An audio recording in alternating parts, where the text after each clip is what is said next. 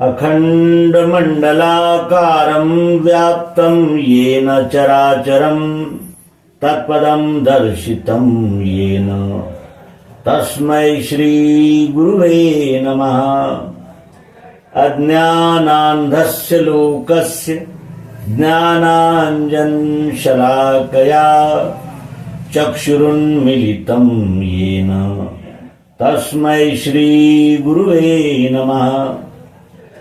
अध्यात्म विश्व विज्ञान यूट्यूब चैनल के मंच पर उपस्थित अध्यात्म प्रेमी भाई बहनों का हार्दिक स्वागत समादर करते हैं। मित्रों, ज्येष्ठ जब मार्गदर्शन करते हैं तो उनका उद्देश्य जन जन का परम कल्याण ही होता है और वे जो कुछ भी कहते हैं वो सामष्टिक हित के लिए ही कहते हैं।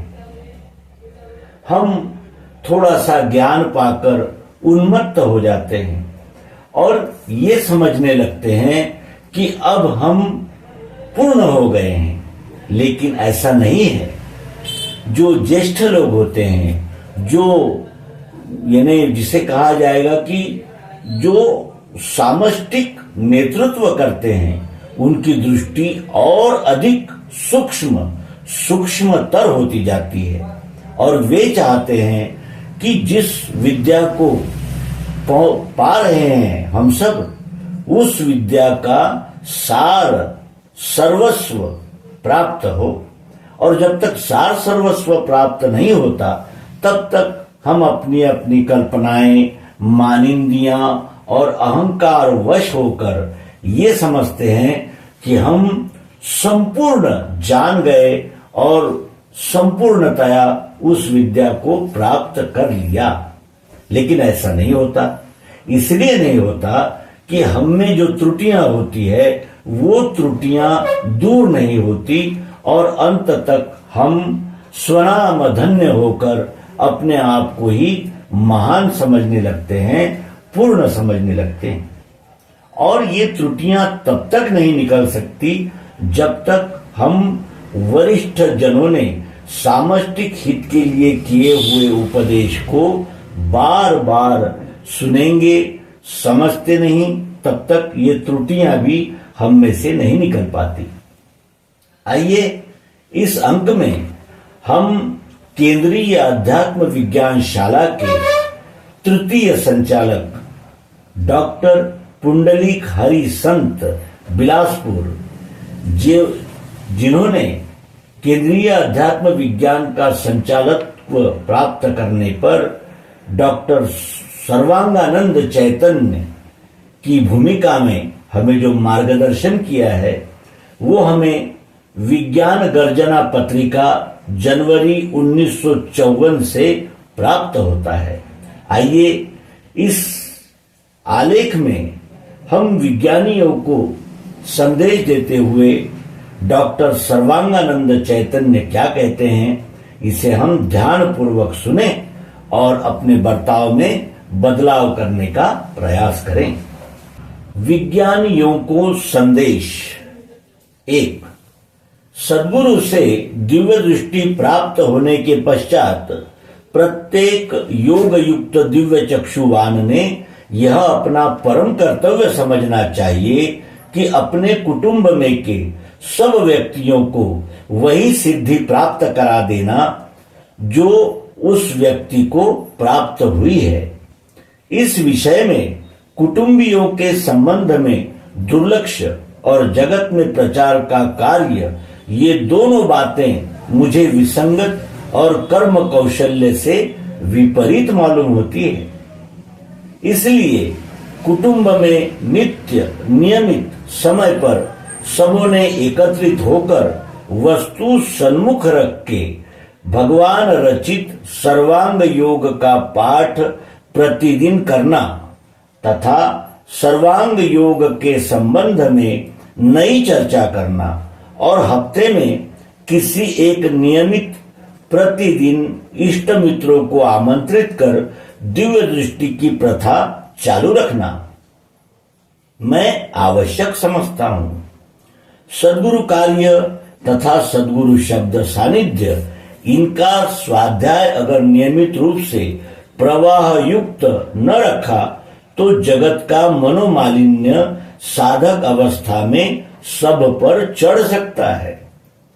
दिव्य दृष्टि वालों के कुटुंब में अन्यान्य अधिकार के अनेक स्त्री पुरुष व्यक्तियां रहा करते हैं। मनन निधिध्यासादि मानसिक तपश्चर्या बिना साक्षात्कार की सिद्धि प्राप्त नहीं होती।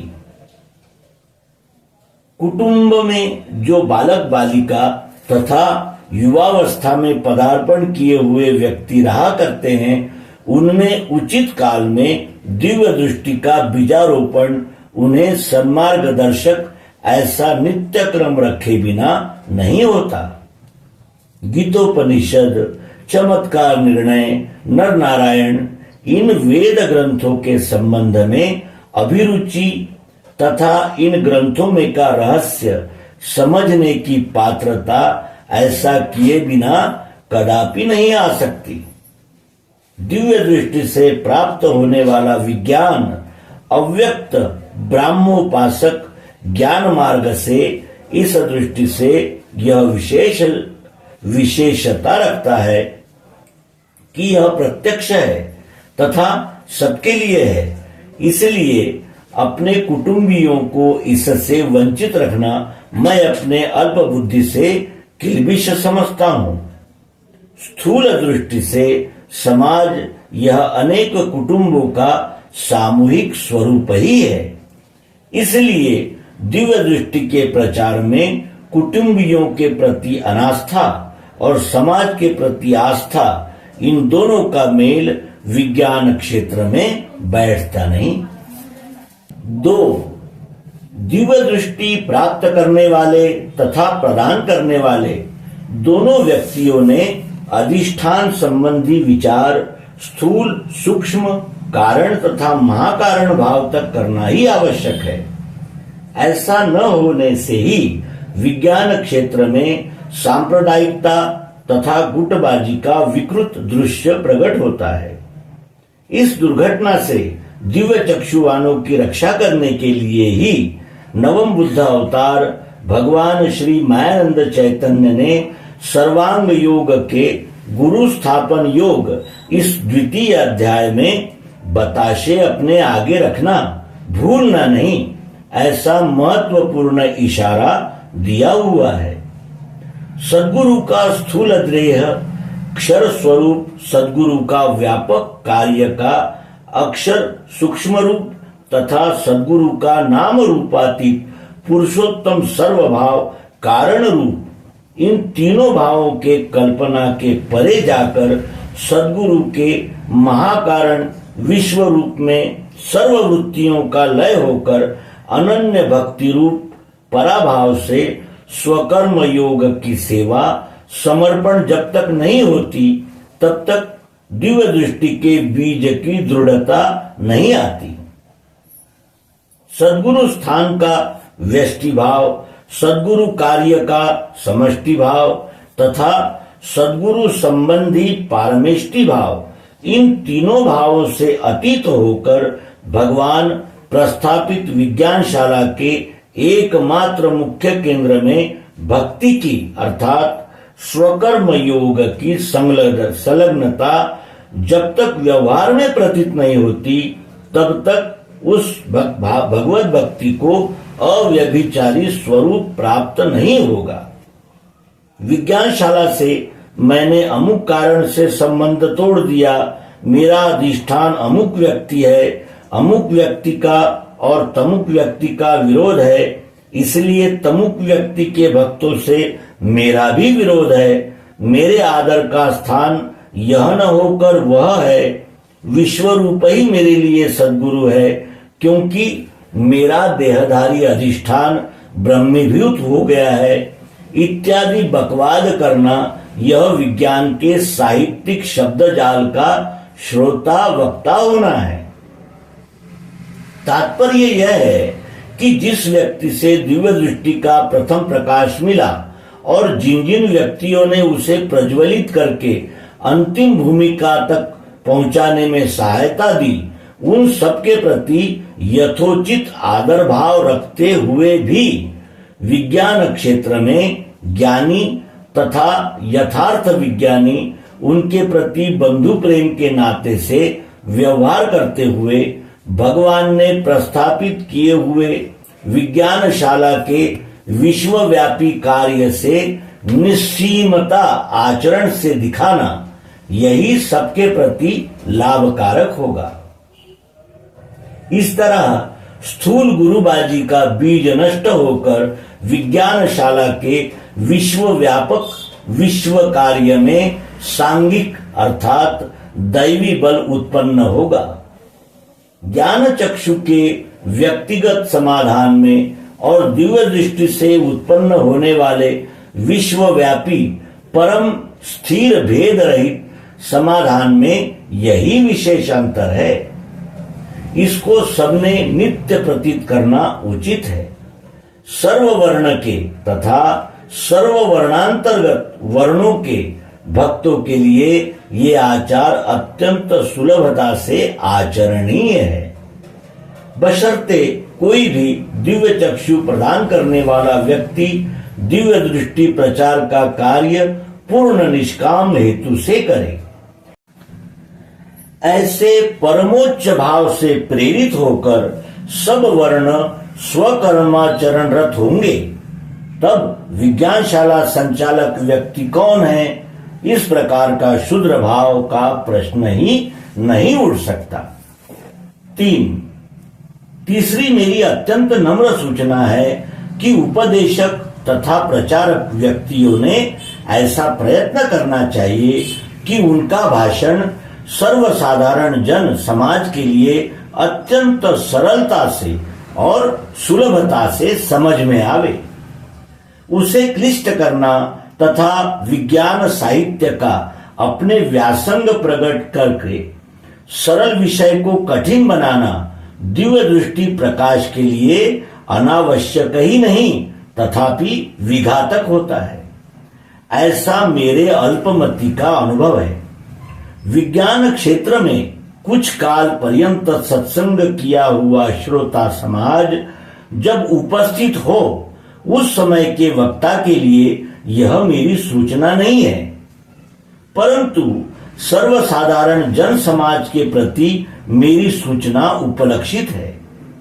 कारण यह है कि नवम बुद्धावतार भगवान श्री मायानंद जी चैतन्य ने आविष्कार कर जो दिव्य दृष्टि की प्रक्रिया जगत उद्धार के लिए प्रयोग में लाई हुई है, वह अत्यंत सरल से भी सरल है।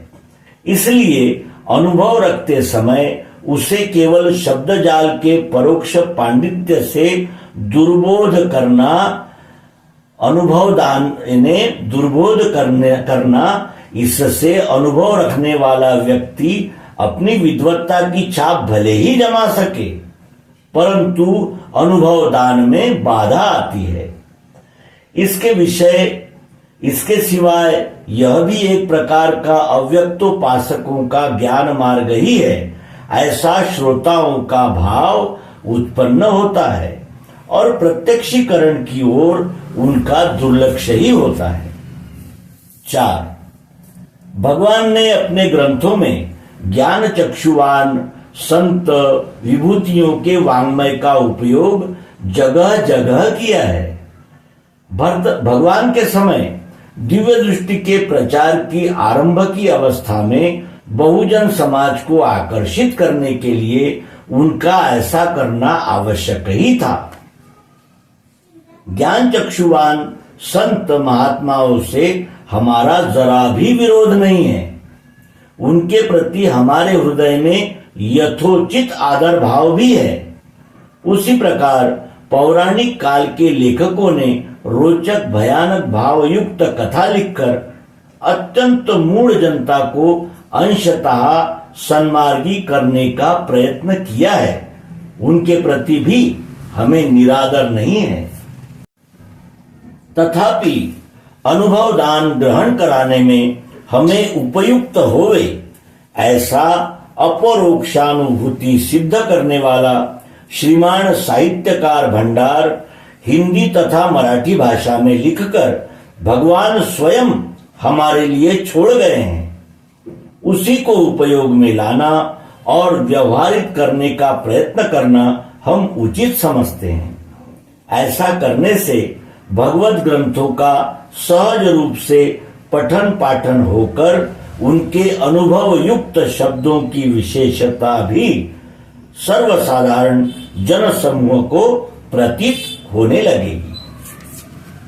इस प्रकार इन 4 बिंदुओं पर केंद्रीय अध्यात्म विज्ञानशाला के तृतीय संचालक डॉक्टर श्री स्वामी सर्वांगानंद जी चैतन्य हमें निर्देशित करते हैं, उसका हम मनन चिंतन करेंगे तो अवश्य ही इस अध्यात्म विज्ञान को जन जन तक पहुंचाने में हमारी सहायता भी होगी और हम भी मनन चिंतन के द्वारा, निधि ध्यासन के द्वारा उसको हम बार बार यदि जागरूकता पूर्वक अवलंबन करेंगे तो अवश्य ही हमें भी आत्मोन्नति, आत्मोन्नति और आत्मबोध के लिए अत्यधिक सहायता मिलेगी।